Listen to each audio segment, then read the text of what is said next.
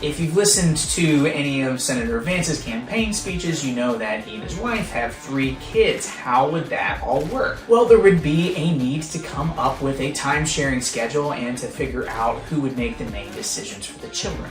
Now, there are a lot of polarizing views about Senator Vance. He said some things that a lot of people don't agree with and a lot of people do agree with. And his position as example on things like abortion or having kids during marriage or religion, those are all hot topics to be debated in the political stage, but for the most part, that stuff is not going to affect a child custody decision. More likely than not, most judges that would hear a custody case involving these 2 people would be looking at the husband and the wife. They're both Yale-educated lawyers who've done pretty darn well for themselves, and the court's probably going to determine that they are both separately very fit parents. Unless there's some sort of October surprise coming out about the senator or his wife that we're not aware of. So there could still be some practical things, like if the divorce happens when Senator Vance is the vice president living in Washington, D.C.,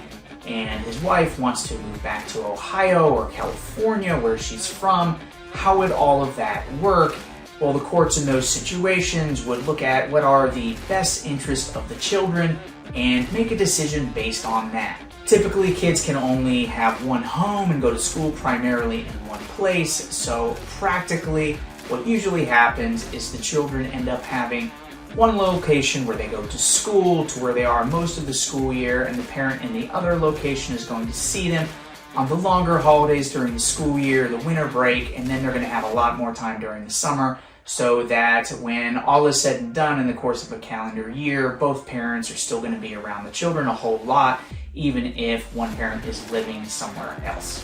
But what about the child support? Well, just because there's equal custody, in most states, it doesn't mean that one parent's not going to pay child support to the other. So here we did a little Florida child support calculation, and a lot of the child support comes down to what are the incomes and what are the amount of overnights each parent spends with the kids. So if there are 3 kids, and JD's income is his $246,000 from being the vice president and about $500,000 from book royalty sales, and his wife goes back to work in the big law firm making $250,000 a year, JD's going to be looking at child support of somewhere around $1,300 a month for 3 kids. That's not a whole lot, at least for somebody with the senator's means.